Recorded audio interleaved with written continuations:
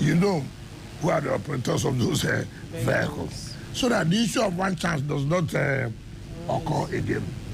Again, we will not also allow any person to operate as a taxi or bus driver.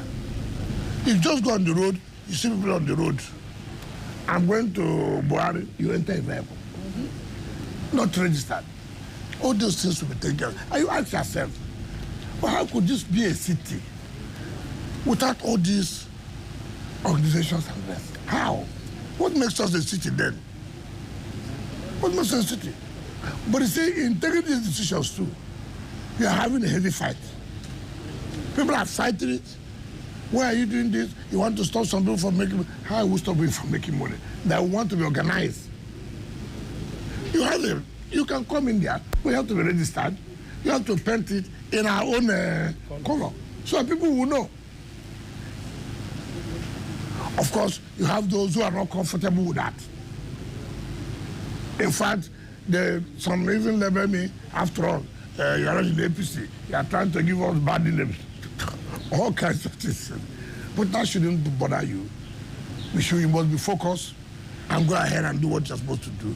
So how soon will you overcome all these obstacles? Well, it takes time, but we have started. Because all these problems the president will commission the bus standard. Yes, no, but you can't live follow. No. I say we commissioned it this month we're in. Yes, I was saying we're going to provide, but will be run by private individuals. We will not allow. How soon? No, I've told you that the president is going to inaugurate it this month. With the buses? Yes. No. Then the buses are already coming. Because you have to buy what's in the budget. We are provided in the budget for 2025. Right? We couldn't have provided then when the terminals are not ready. It doesn't make sense. And it will not be run by Transport Secretary. No. We will not agree. That means everything will collapse. But we will be supervised. But we'll hand it over to private individuals to run. Okay. Your Excellency, before these projects we are commissioning and other programs, how faithfully are we implementing the Abuja Master Plan? Is it still, as people talk about it? It's still part of the fight we are fighting. People go and distorted the master plan. And you go and say, look, this is not what's supposed. Oh, the former minister gave it to me. Why are you coming there? Because I'm not a Christian like you. Because I'm not a Muslim like you. Because I'm Igbo. Because I'm Yoruba. Because I'm outside. All kinds of things you hear. And you don't even want to say, gentlemen, let us tell ourselves the truth. Look at this place. It's supposed to be green. Look at this place. It's supposed to be drainage. Why this? And somebody wants to say, this must be implemented. You see blackmail. They give them platforms on the television, social media, or whatever, and begin to lambast the government. Simply because you want the right thing to be done. That's where they're supposed to, if you are, even where I live, from Asokoro, going to Uzape, Papaduba. Gilbert did that road. The road is supposed to have double carriage going straight to meet up on another road in Uzape there. The community blocked it. And the whole of that place had been compensated more than 20 years ago. Nobody to take them out after compensation. So, I don't call the company. I called the acting director, acting executive secretary of the event. Why did this road stop here? Look, it's a dual carriage. It must be leading to somewhere. He said, yes. There's about 600 meters to connect to the other road. I said, what happened? He said, the village. I said, why are you talking like this? Which village? I said, even though they have been compensated, as a call me director of the settlement, call me. As you can call the chiefs, call their youth. I will bring it down. The road must pass. I will bring it down. The road must pass. If you like, you see, I don't understand why we don't want to accept the reality of grant. They have been paid compensation for long. No problem. I'm ready to pay another compensation. But this road must go through. It's not for me. It's a master plan of Abuja. I did not design it. I did not design it. But you have poor leadership who will not take decision. And that's why I tell people, one thing must know. Today, a leader should be able to take decision whether it's wrong or right. So many people have been president of Nigeria. Some people have identified that, oh, oil subsidy, fuel subsidy is a scam. Everybody has said so. But who has taken decision? Have you reached a compromise with the villagers? No, I'm coming. that road. I hope you don't have land there. It's you I'm worried about. Because you may be accused that it's because you have your house. Don't worry. You see, as in my position now, don't bother about the accusation they give to me. All those things will evaporate. You cannot be in government. You cannot be serving.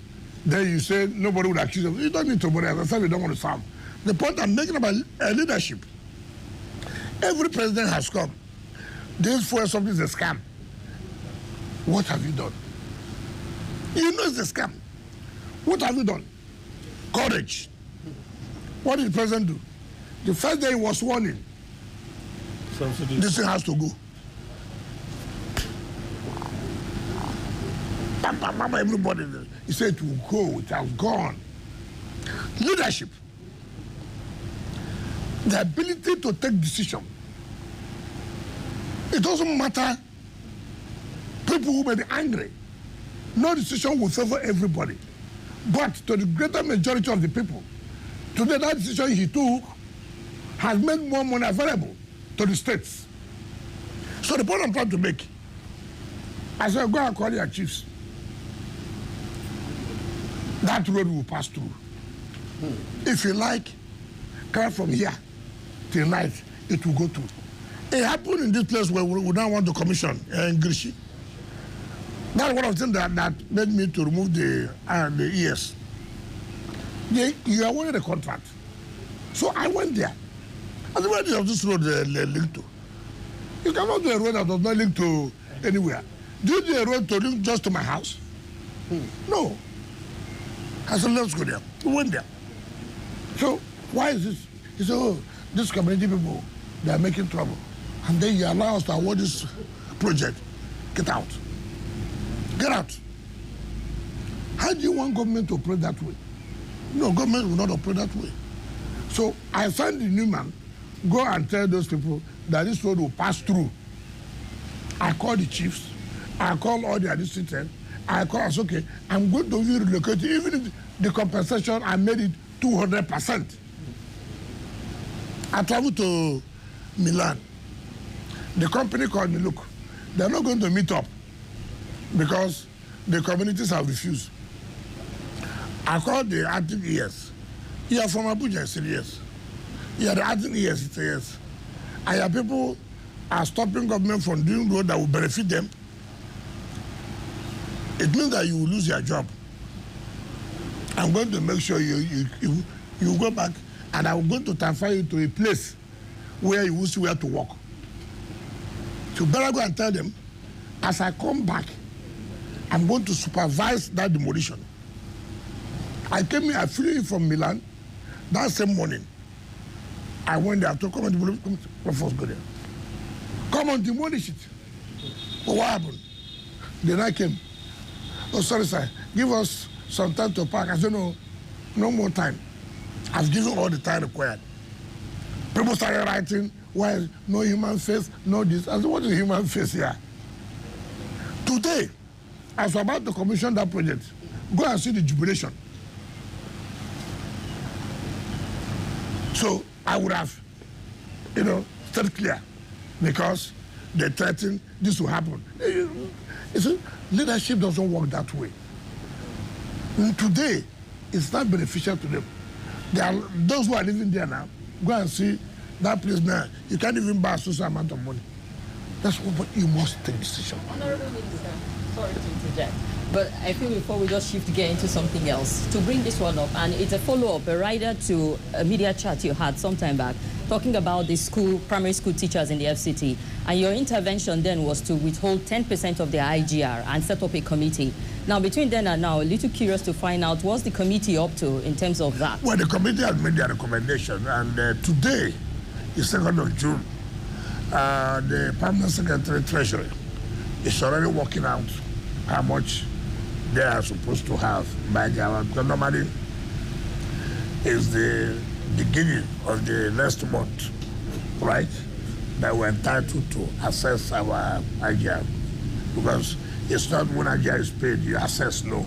It stays for 1 month. Okay. Then you'll be able to know just how much you got for this month. And then you move 10% of that for the area councils. So I'm sure by the time we would have finished this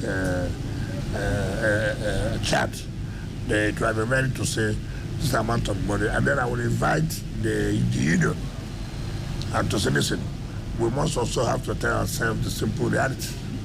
We must make sacrifices. It's unfortunate. We are not owing. It's the area councils that are owing. But we cannot also say because we are not the area councils, we allow our children to suffer. It has happened last time where we brought 60% of our money to, to cover what they are owing. Let them be 40%. But again, that tells you about leadership and the local area. I don't have the power to sack any council chairman. They are elected chairman. I cannot do that. I cannot do that. Even some of these measures were taken can be challenged in court. But however, you need to take these measures.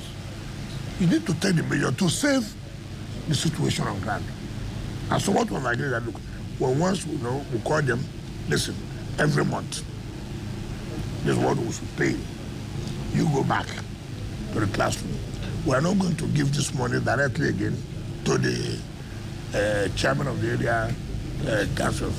The committee, which we headed by the treasurer, is to pay this money to the teachers so we can have a reprieve. But people can challenge you. Under what law do you have that power? You see, when you follow this law, so many things will go wrong. When you follow, how do I feel now? But there's a danger in not following the law also. To whose advantage now? To whose advantage? It is for the greater interest of the people that you, an individual, who are refused to carry out what you're supposed to do. So should we allow you now to continue with that, and our system will be producing miscreants, militants, because they have no access to education. So you have to wait. But like I said, it's unfortunate. But should we continue with that? All right. Can we segue into politics? No, not yet. But perhaps if you are done with FCT, let me just do a recap then. On FCT, I know that your modus operandi is not to start new projects, but there are provision for new projects in the budget that has just been. It's about 15%. About 15% yep. for new projects. Yes. And I know that around November last year, yep. you advertised those new projects. There was a rigorous procurement process that had been done and all of that. Now that the budget has been passed, are you going to resume that process of awarding those new contracts based on the procurement process? Some have been awarded by the Federal Revenue Council. Some have been awarded. But we will not start it because our own budget hasn't come. Some are in the national budget, okay, which have been passed. Some in our statutory budget, which have just been passed, but have not been assented to by Mr. President because it cannot be transmitted back to Mr. President. I can tell you the truth. We made an estimate that this is what we are going to get from our IGL. And based on that estimate, we said we are going to carry out this project. General, that's why you see us being aggressive on this issue of payment of ground rent. If that is not achieved, obviously, it will be like abandoned projects. And that's what we don't want to have. I don't want projects awarded for the sake of being awarded. No.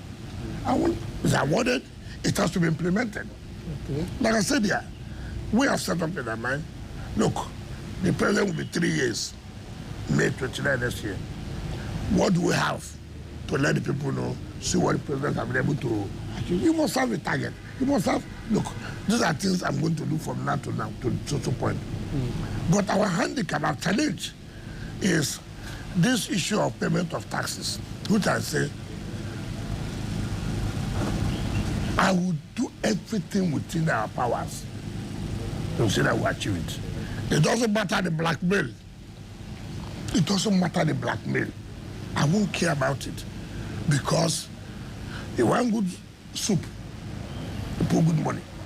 You want good road, money must be there. You want bridges, money must be there.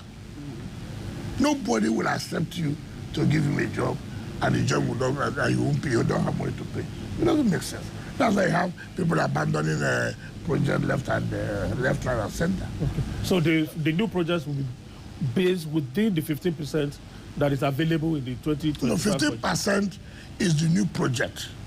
Not that it's 15% of the fund that is given to them. No, that's not what what you said is actually what I meant. Yes, which yes. is that the new projects will be based on the 15% that is available in the budget. Yes, except as the emergency project, take for example.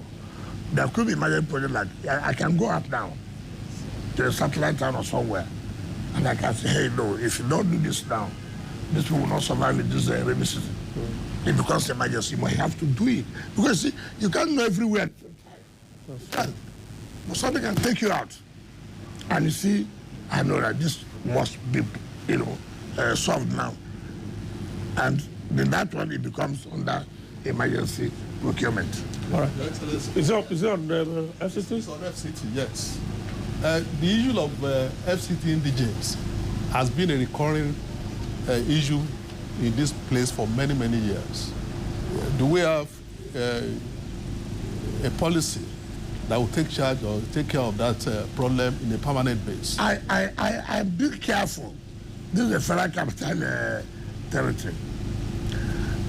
In order not to digitalize the federal capital territory. However, it is under this administration of Ahmed Bola Tinubu that indigenous of this place have been recognized. It has never happened. All the bandit secretaries you used to have are not, proper speaking, what you may say, Abuja indigenous, but they are residents.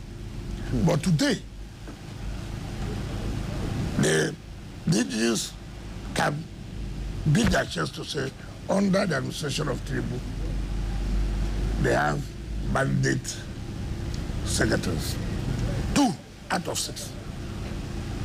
They are mandate secretary of the council, mandate secretary of agriculture. Today, for the first time, under the Tinubu's administration, apart from the last set of service for FCT, the person as a woman who's also from FCT. I know her happy. Today, under the administration of Ahmed Bola Tinubu, who has given hope to the civil servant of FCT by creating and allowing them to be permanent secretaries. Before they don't do, they retire as directors and go.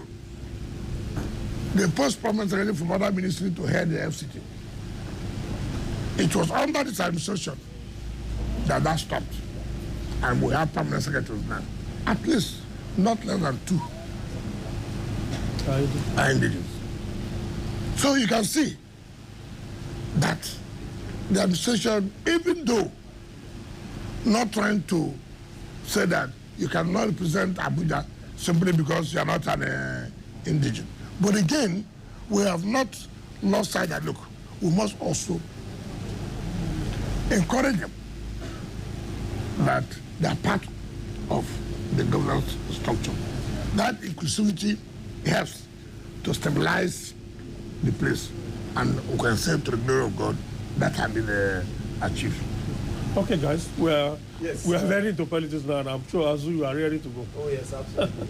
So my question is on your recent disagreement with Governor Seyi Makinde. You know, you accused him of breaking agreements and undermining party unity. His camp has said that you are a saboteur, that you have sabotaged, that you are sabotaging the party. In fact, they have described you as a wrecking ball. How can you stay in the APC government and undermine the party that made you? I did not accuse Makinde that I said that we had a meeting and we had an agreement. That meeting was held, first of all, in Lagos by myself, himself, the former governor of Abia, former governor of Enugu, the former governor of Benue. That meeting concluded and said, look, let's move on and allow this so that the party can be focused. Then we came back, and there was supposed to be a meeting in the former Senate President's house, Bukola Saraki. But before that meeting, that particular date, we also met in my house in Abuja, where we reiterated that, look, we have agreed on this, so let's move on. That encouraged me to also attend the meeting in Bukola Saraki's house, and where we agreed on items and items and items. And then there was a meeting called by the Chamber of Governors Forum. In fact, Chamber of Governors, PDP Governors Forum was in that meeting, and where I was encouraged to attend the meetings. And I attended, and I met, but it was to my dismay. And that, look, what we agreed is not what is coming out. And by my investigation, which I said, look, you are my friend, it is not fair. We agree on something, then somehow it turns out different. What did you agree on? First of all, we all agreed that Samayang, by the Supreme Court judgment, is the secretary of the party. Let us not allow the party to have crisis. You see, forget about those who will abuse you. Yesterday, did I abuse me? Did I abuse me yesterday? No, they abused me yesterday. So don't bother yourself about people abusing you. They will hate you. You are the one who's carrying our party. You are this and that. Why did I say that? Because most people do not know. And when you don't know, the public is not aware. Or they say, oh, this happened, this happened. So it's good to let the public know. See where we are. See what happened. See what did not happen. I read what one of his boys said, abusing me, all kinds of. Did you deny what I said? That is something matter. It's not about I'm a spoiler, I am this. Those are names you can give to anybody. Deny what I said. We did not agree. We did not meet. That is the issue. You can rain curses on me, no problem. In politics, if you don't want to be abused, don't go into politics. Honorable Minister, you said something, sorry to interject, but you did say Supreme Court ruling. Judgment, not ruling. Judgment. Now, it gave some bit of ambiguous interpretation to a lot of people who are saying the Supreme Court is saying that the lower court does not have the jurisdiction to determine party leadership. It's left for the party to determine. No. You see, that's the problem we have. Who went to court to challenge that Samayang is no longer the secretary? Who went to court? It is Governor Seyi and his people and Bada went to court. And the State High Court, the State High Court said yes. By him running for the gubernatorial election in Imo State, that is due to have resigned. Samayang went to Court of Appeal in Enugu. There was split judgment of 2-1. Samayang went to Supreme Court. And the party also went to Supreme Court challenging that decision. The Supreme Court said, look, first of all, the man who went to court, what is locus? Assuming that even a crisis is within the internal affairs of the party, and therefore set aside the judgment of the Court of Appeal. When the judgment of the Court of Appeal is set aside, what does it mean? Are you going to deny me the fruit of my labor? Now, what is the subject matter? Assuming though not conceding, National Secretary position was not zoned to southeast. Within zone to southeast. It's a zone between the north and south. And the south came back to what we call macro zoning. To say, okay, look, since Secretary came here before, let it go here. But not as a party, national party, that it was zoned to the southeast. Okay. It doesn't stop anybody from vying for that position. But what it means is that, yes, that look, for us to work together, allow them to bring the secretary. We went to the National Convention. We went to the National Convention. And he was elected, not appointed. He was elected by the National Convention. Now you now go and sit to say, oh, the Southeast has said he should no longer be secretary. Who says that? And somebody was elected in the National Convention. People just give all kinds of misinterpretation, say everything that they want to say. It's not correct. So the seat of National Secretary was not ab initio zoned to the southeast? No, there's nothing that we have never zoned regional. We zone north and south. Okay. Then when they zone to south or they zone to north, like the National Chairman was zoned to north. When the north now met, they said, okay, let it come from north central. That's how you came. Then how you came and left. Now, the Deputy National Chairman of the party, by the constitution of our party, should be the one acting in order not to deny that, not to deny not of their chairmanship position. It is that. Now, when the North Central came up to talk, I said, no. You cannot appoint somebody to preside over those who were elected. It must be by election. How can these people who were elected, National Working Committee, you say North Central brought somebody when it was the entire country that voted for the national chairman, even though he comes from a particular region. Now, to tell you how funny they are, they said they had a NEC meeting, which is not correct. Look at the constitution of the party. Who issues notice of NEC meeting? Yes. Secretary of the party. And he never issued any notice of any NEC meeting. But the deputy secretary issued. How could he have? That's the point that we're making. How could he have? Under the law, the secretary is available. The secretary has not died as they want him to die. The secretary is not sick. Do you know how the secretary said there's nothing like NEC meeting? A committee has been set up, headed by Buka Saraki, to reconcile people. And they have said, look, they are not ready. Now, let me get you so you understand the whole scenario. How people shoot themselves. They set up a committee to go to INEC to verify, indeed, whom does INEC recognize as National Secretary. INEC told them plainly, in fact, who led that committee that went on it was the governor of Enugu State. The governor of Enugu State, Peter Mba, he was one who went to INEC, and INEC told him point blank, we cannot recognize anybody other than Sam Ayamu. 2, who signed the correspondence to INEC about the PDP's candidate for the 2025 election. It was the national chairman and national secretary, that's Sam Ayamu. How could he have signed something yesterday, which INEC had recognized.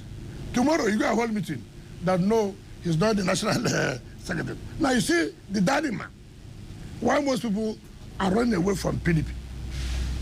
And if it were you, I want to run an election. I want to run an election.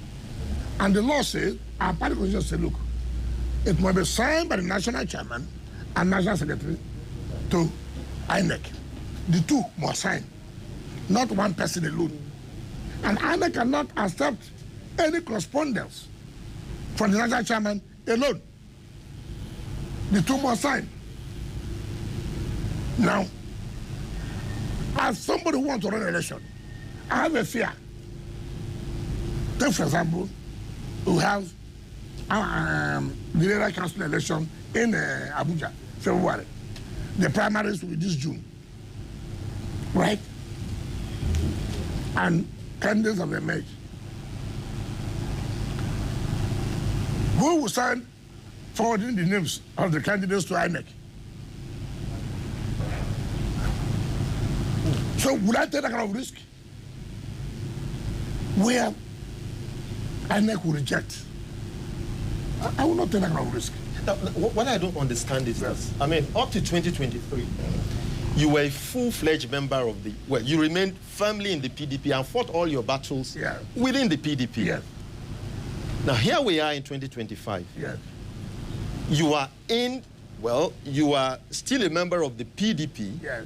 but serving in the APC. Why don't you stay in PDP and fight the battle and take and take ownership like you did in the past? What am I doing now? Well, you are serving the APC government more than now. You are serving your party. You are making a mistake. In 2023, did I not tell you I will not support their presidential candidate? Yes, you did. Didn't I say so? I said on principle of equity and justice and fairness, the presidency should go to the South. If it does not go to the South, you cannot have national chairman at the same time. You therefore take one and give us one. Impurity. Because they were having a romance with the present government then, believing that Atiku will win. They said to hell. I said I was not going to support. So why did I not leave the party and join APC? Of all of us that time, as PDP governors today, as the so-called leaders today, who produced House Assembly, 100%. Who produced National Assembly, 100%. Who produced governor? Who? Who? Ask them in their various states. How many senators do you have? How many assemblies do you have? Do you have a governor? No. Take for example, Olabode George supported Labour Party. I said I will not support. There's no likelihood that he has a chance to win an election. I'm a politician for Christ's sake. I read it. I know it. You can't tell me, oh, because I said no, I won't do that. This man, even if we support, he can't win the election. Forget about this sentiment of this. It will not work. So, Olabode George, and some of us, we say, look, everybody, you have to support a certain candidate. Choose whoever. We all agreed. What is the offense I've committed? That I supported Bola Ahmed Tinubu under APC. If I was playing anti-party, then PDP wouldn't have won for governorship. PDP wouldn't have won National Assembly. PDP wouldn't have won House of Assembly. Our state was the only state in this country, in PDP, that gave PDP that kind of victory. Now, you are talking about me. I never collected ministerial position without writing to the party. Okay. I wrote to the zonal. I wrote to the governor. I wrote to the national party. I challenged any of them. Whether they have said, no, don't take this position. In any case, how would they say so? When the government wrote to the governors and the rest to nominate people for appointment of board, all the governors wrote. Nominated names. I can show you the names. So if you, in PDP, can write to APC government, submitting names, so what is wrong in me, a PDP member, also working? What kind of a life is that? You go and lobby the president to give social person appointment. You come out in the daytime. Oh, he's working with Epstein. Bala Mohammed, he was APP when Jonathan became president. They made him minister of FCT. Did anybody die? When Obasanjo won the election, he made late Bola Ige, who had Alliance for Democracy AD. He made him Attorney General, the #1 position, the only minister recognized by the Constitution. So, not the PDP gave the appointment. 2010 to 2015, they gave some of the APP, who now changed to PDP. Nothing happened. Nobody shot anybody gun. Now, something I worked for, I did not hide it. I said, I will not support this impunity. I'm going to support this. If I've done it secretly, then you have said, oh, you are this. I made it clear. This impunity, injustice will not stand. And I've also told them that. So, what is happening in PDP is people who, I don't know whether I may call them undertakers. Because I don't see any reason why you put yourself under that kind of crisis. Honorable Minister, I'm taking you to River State politics now. Yes. And I'm going to ask you a point-blank question. Yes. This crisis, if I may call it that, between you and Sim Fubara, is there going to be an end to it? I don't know what you mean by a crisis between me and Sim. That's why I said, let me put it that way. I don't have any crisis with him. So whatever is going on now in River State, is there going to be a resolution soon? I don't understand. Okay, let me put You do it in a understand, different way. Honorable I'm not- Minister. Is the atmosphere right now to lift the state of emergency? I'm not the president who declares state of emergency. Yeah, but it's your state. Do you think there's enough peace now? If Mr. President had called me that time, I wouldn't have agreed for state of emergency. So he knows. He knows when to lift. He has everything on his. I don't know. But politically, is it right? Is this? I have never supported. So the issue of because it's right or not, it does not arise. But we What I said was that his declaration of emergency was to save the governor, because the governor was almost impeached. That was not our own hope. We wanted actually people. I said so severally, but the president is wisdom, and that's why I said the governor said it, that his people should not be talking too much. That the president saved him. I did not say it. He said it. Now the point I'm making, when you say crisis, I have told you severally, I don't have crisis. But rather, the governor, unknown to me, gave himself to be the tool for those who couldn't fight me to fight me. You see, when people talk about resolution, sometimes when I go back, in my quiet moment, I played the video of the speeches of the governor. What he said, what he did to me. I would. Was it necessary? This was somebody who brought you, gave you food, gave you everything, did this for you. Then you became a tool for his enemies to fight him. You know, we're all human. When people say there should be peace, nobody said there should be no peace. How do you feel? How do you feel? Take for example, how do you feel? You know what you pass through by sending your son to school. You know what you pass through to make it be a human being. All of a sudden, in the night, your son came with 2 people with gun to shoot you. Just tell me, is this something that will just go away like that from your mind? You made sure you gave your son good education. You made sure you provided food for him. You made sure he didn't lack. You are ready to sacrifice everything you had, and you made that sacrifice. In the night, they said the armed robbers. Who are the armed robbers? Your son is the one carrying gun. Your time is up. Somehow, God helped you. You didn't die. Now people come, carry your son, come and beg you, you know, is your son. I agree. But Is it even held your leg? it's not correct. Okay.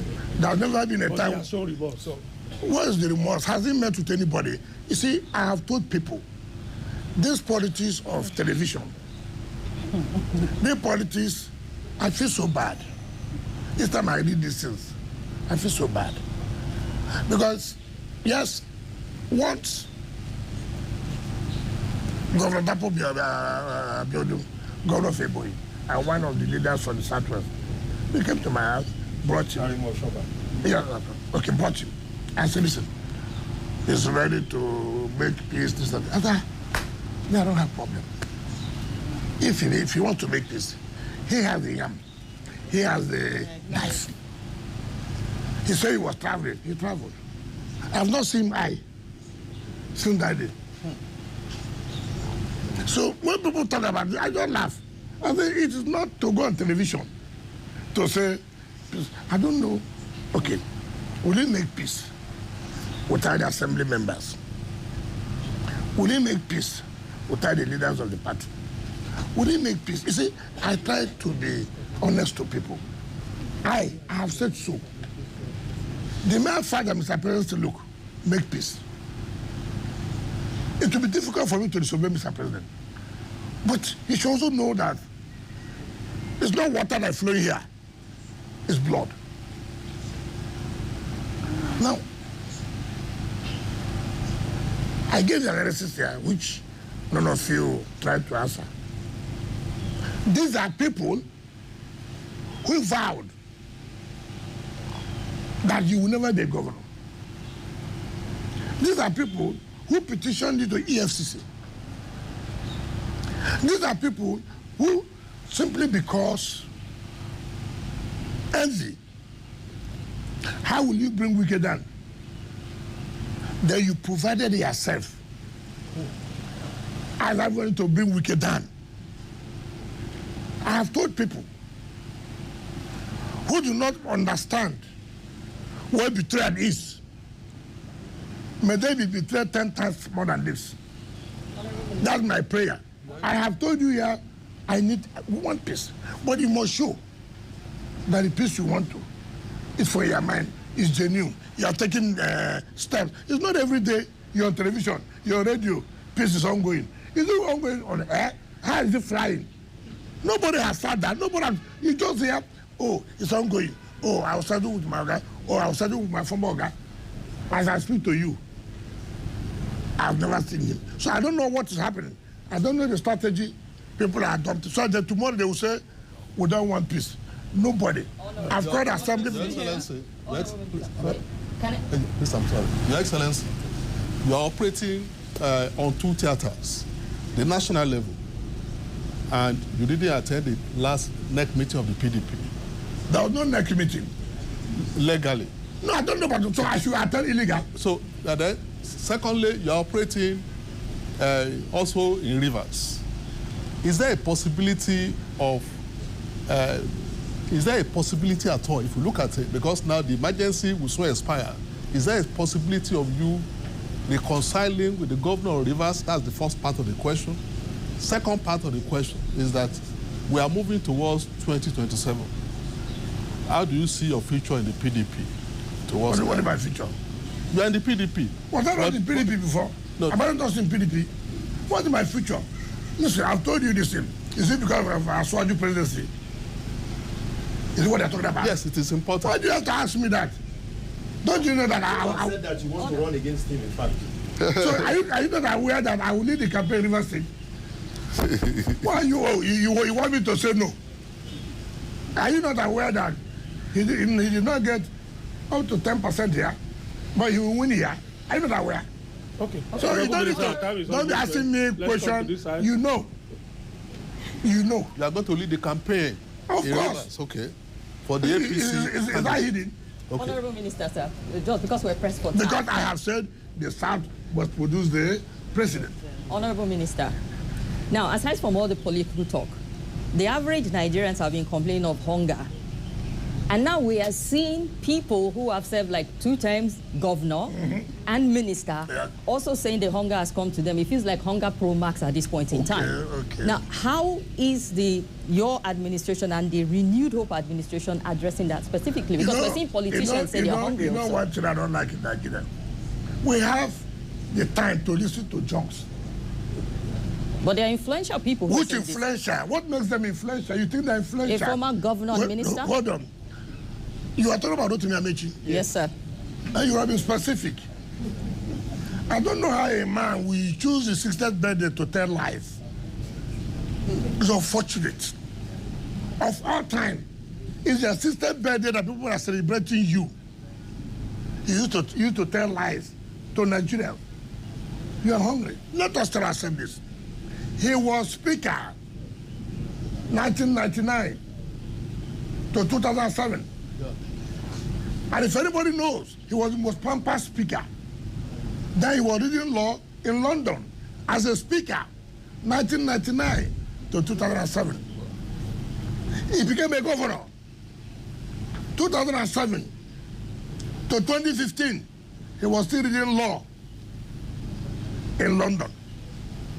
8 years as Speaker of Rivers State House Assembly. 8 years as Governor of Rivers. You never talked about hunger. He became a minister from 2015 to 2023. 8 years, super minister, transport. Where you were borrowing money for exit bag loans. He didn't talk about hunger. 2 years you have left office. I'm in coalition because I'm hungry. You're only hungry of power. And that shows failure on his part. How do you look at it? How do you insult Nigerians? How do you trivialize the issue of hunger or poverty?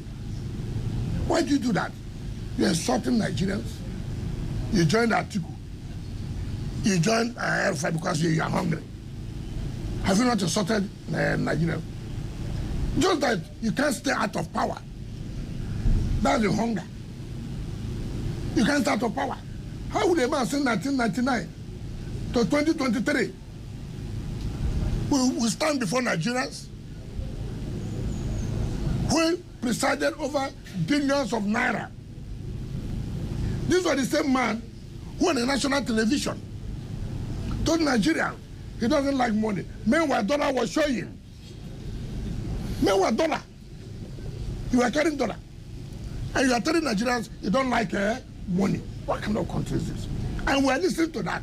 And you said it's influential. What's the influence? Let me tell you what's the influence. You know, we overrate people. We overrate people. What's the influence? He was governor 2015. He couldn't produce a successor. He couldn't give his candidate, Muhammad Buhari, come up to 25%. He was a sitting minister in 2019.